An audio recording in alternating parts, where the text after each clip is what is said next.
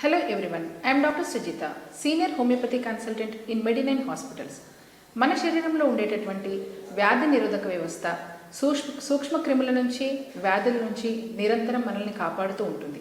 ఇలాంటి అద్భుతమైన రోగ నిరోధక వ్యవస్థ ఒక్కోసారి పొరబడి మన శరీరపు కణజాలంపైనే దాడి చేస్తూ ఉంటుంది.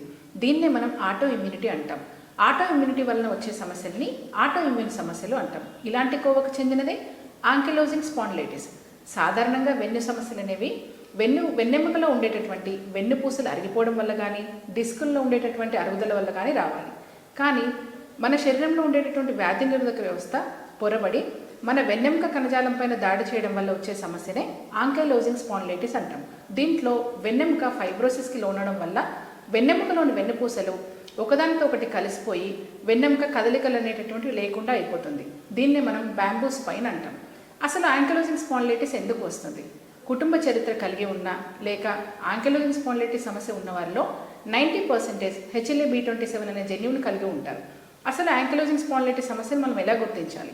ఈ సమస్య ఉన్నటువంటి వారిలో కింది నడుము ప్రాంతంలో తీవ్రమైనటువంటి నొప్పి, దీంతో పాటుగా తుంటికీలు పిరుదుల్లో నొప్పి అనేటటువంటిది సాధారణ స్థాయి నుంచి అతి తీవ్రమైన స్థాయి వరకు ఉంటుంది.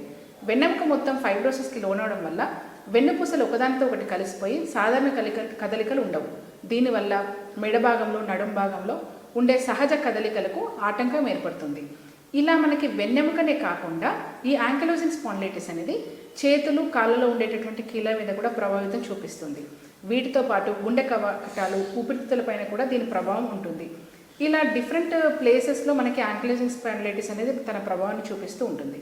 వెన్నెముక దగ్గర ఉండేటటువంటి వెన్నుపూసలు ఒకదానితో ఒకటి కలిసిపోవడం, ఫైబ్రోసిస్ ఉండడం వల్ల నరాలపైన కూడా కంప్రెషన్ ఉండి చేతులు కాళ్ళలో తిమ్మిర్లు మంటలుగా ఉండడం, చేతులు కాళ్ళలో మనకి సత్తువు కోల్పోవడం ఉంటుంది. వీటితో పాటు అప్పుడప్పుడు ఫీవర్ రావడము, నీరసము, ఆకలి లేకపోవడం కూడా మనం ఆంకైలోజింగ్ స్పాండిలైటిస్లో చూస్తూ ఉంటాం.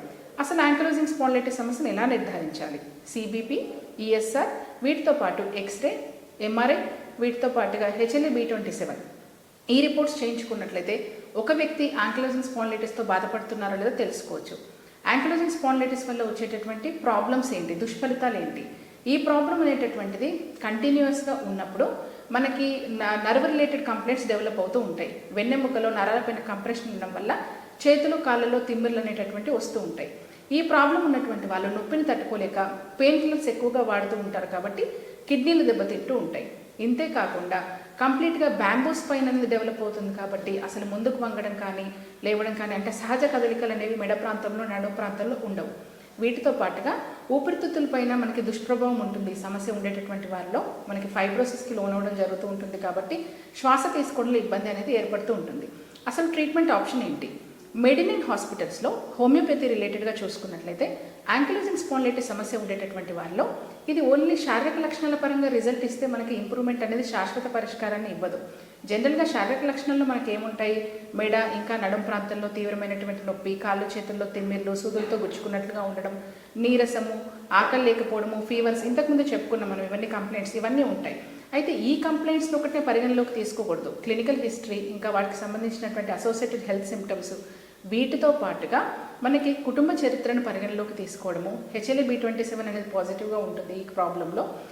వీటన్నిటిని పరిగణలోకి తీసుకొని జెనెటిక్ కాన్స్టిట్యూషనల్ సిమిల్మం ఇస్తాం. ఈ ట్రీట్మెంట్ ఏ విధంగా పనిచేస్తుందంటే ఈ ప్రాబ్లం రావడానికి గల రీజన్ ఏంటి? Auto immunity. అంటే మన శరీరంలో ఉండేటటువంటి వ్యాధి నిరోధక వ్యవస్థ మన శరీరపు కణజాలమే ముఖ్యంగా స్పైనల్ టిష్యూ పైన మనకి ఎఫెక్ట్ చూపిస్తూ ఉంది వెన్నెముకలో.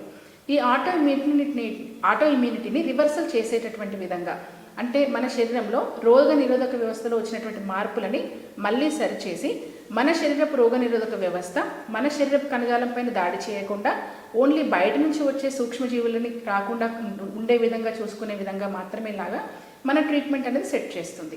దీనివల్ల ఎలాంటి దుష్ఫలితాలు ఉండవు. హోమియోలో మనం పెయిన్ కిల్లర్స్ యూజ్ చేయం కాబట్టి సైడ్ ఎఫెక్ట్స్ అనేటటువంటి ఉండవు. టెంపరీగా లక్షణాల పరంగానే ఇంప్రూవ్మెంట్ కాకుండా పర్మనెంట్గా సొల్యూషన్ ఇచ్చే విధంగా మీకు హోమియోపతి ట్రీట్మెంట్ హెల్ప్ చేస్తుంది. ఆంకైలోజింగ్ స్పాండిలైటిస్ సమస్యతో బాధపడుతున్న వాళ్ళు ఎవరైనా కూడా స్క్రీన్ పైన కనిపిస్తున్నటువంటి నంబర్లకు కాల్ చేసి మెడినైన్ హాస్పిటల్స్లో అపాయింట్మెంట్ తీసుకోవచ్చు. ఒకవేళ మీరు ఇన్ పేషెంట్గా రాలేకపోయినట్లయితే హాస్పిటల్కి ఆన్ కాల్ ద్వారా మీరు వీడియో కాల్ మాట్లాడినట్లయితే మెడిసిన్స్ కొరియర్ ద్వారా అందచేయడం అనేటటువంటి నవేడేస్ ఫెసిలిటీ అనేది ఉందండి. Thank you for watching.